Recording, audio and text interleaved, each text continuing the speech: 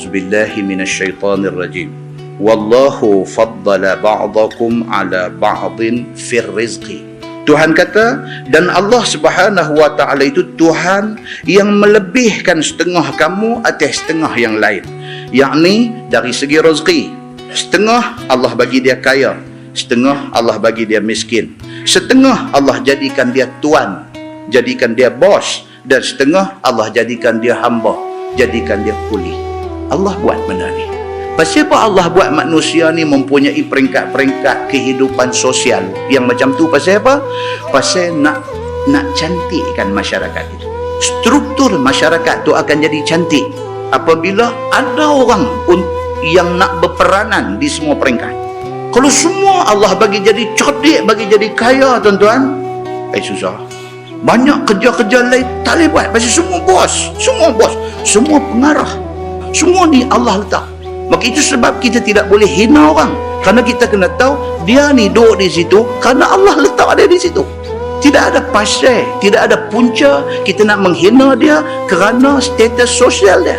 Tak boleh. Kerana dia ni kerja, satu orang yang kerja kecil, gaji kecil dalam jabatan kita nak pandang dia sebelah mata. Tak boleh. Dia duduk di situ kerana Allah letak dia di situ. Dan kalau tidak ada dia, organisasi kita bermasalah. Firman Allah, فَمَا الَّذِينَ فُضِّلُوا بِرَادِّ رِزْقِهِمْ عَلَى مَا مَلَكَتْ أَيْمَانُهُمْ. Maka tiada orang yang dilebihkan rezeki kepada dia, yakni Allah jadikan dia kaya, tolak rezeki mereka itu atas barang yang memiliki tangan mereka itu, yakni hamba mereka itu.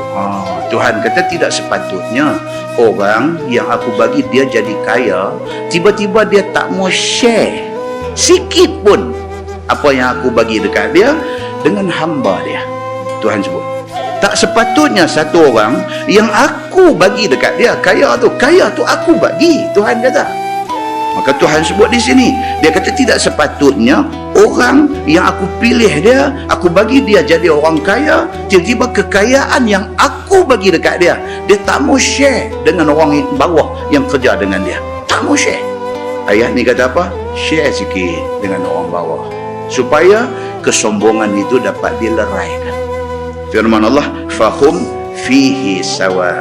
Maka mereka itu, yakni tuan dan hamba padanya, yakni pada harta itu bersama-sama kongsi. Bukan suruh bagi setengah gaji dia, bukan suruh bagi banyak daripada gaji dia, bagi sebahagian kecil daripada gaji dia.